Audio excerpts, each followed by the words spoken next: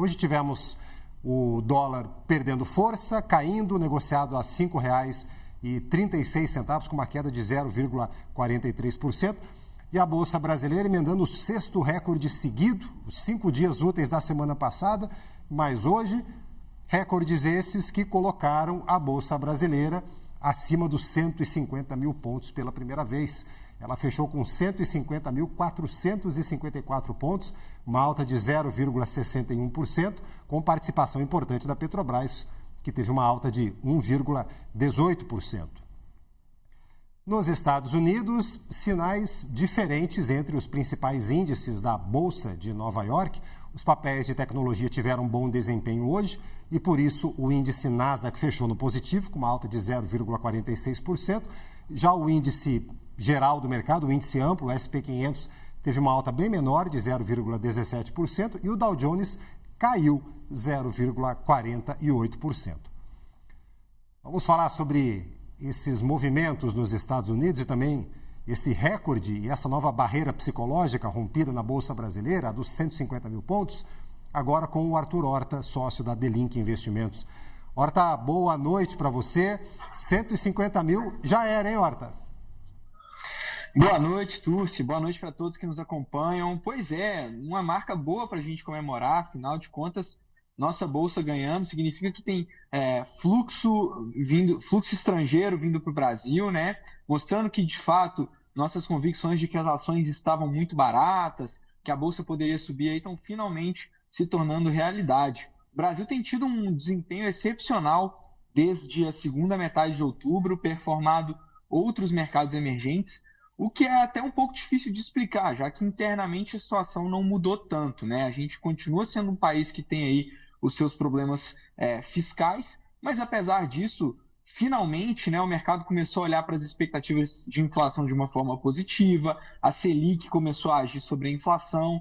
Então, isso tudo tem ajudado a nossa bolsa a performar bem e atingir esses 150 mil pontos. E outra coisa que tem ajudado também são as ações da Vale, né, que a gente piscou, elas saíram de 50 para 65 reais, né? E como a Vale tem um peso muito importante no nosso índice, isso acabou ajudando o Ibovespa a superar essa marca dos 150 mil pontos.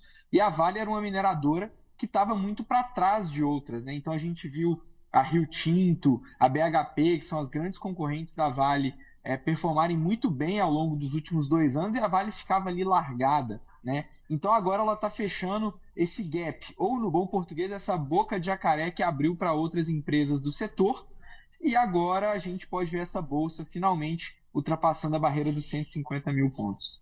Agora, é raro a gente ver 6 recordes batidos em sequência, né, Horta? Nem sei quando é que a última vez que isso aconteceu, não sei se vocês chegaram a fazer esse levantamento aí na Delink Investimentos.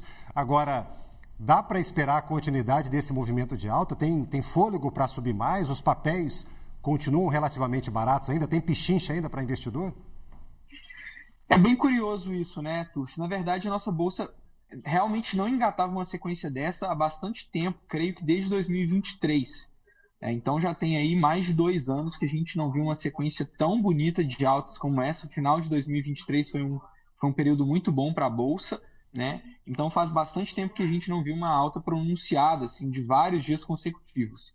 E sim, eu acredito que tem fôlego para a gente buscar novas máximas, porque se a gente olha o gráfico da nossa bolsa em dólar, né? Se a gente olha para essa tendência que a bolsa está tendo em dólar, em real ela foi em linha reta, mas em dólar ela foi fazendo ali o seu zigue-zague de alta, né? Com movimentos primeiro para baixo, depois para cima.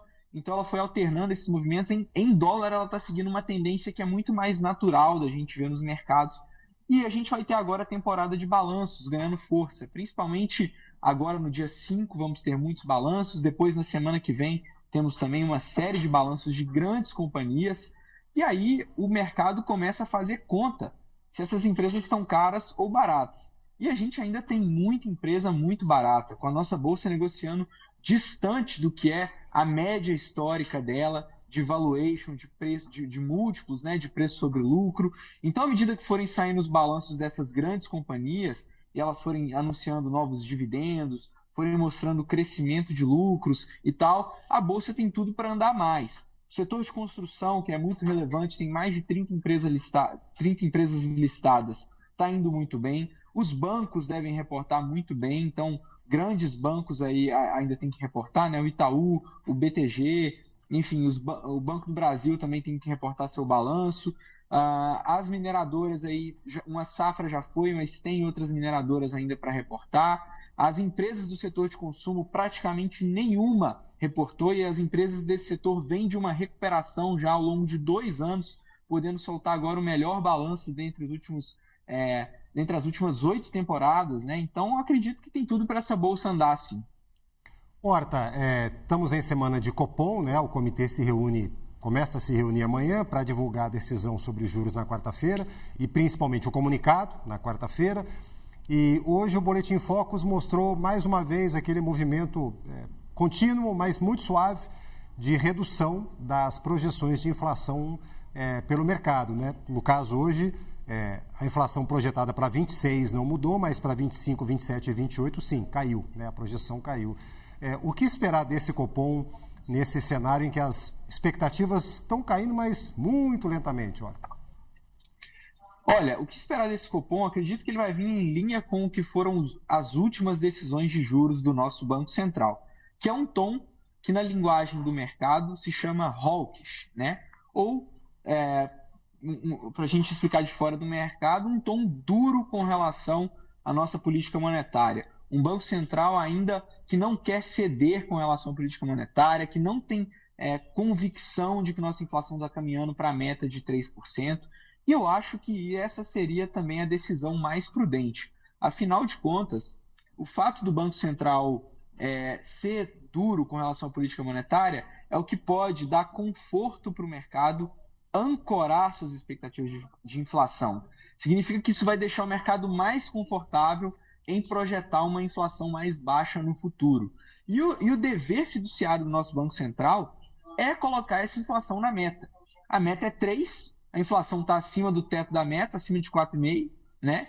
Então, o Banco Central precisa ser firme em trazer a inflação para essa meta, e quanto mais duro ele for agora, mais ele vai poder baixar os juros lá na frente.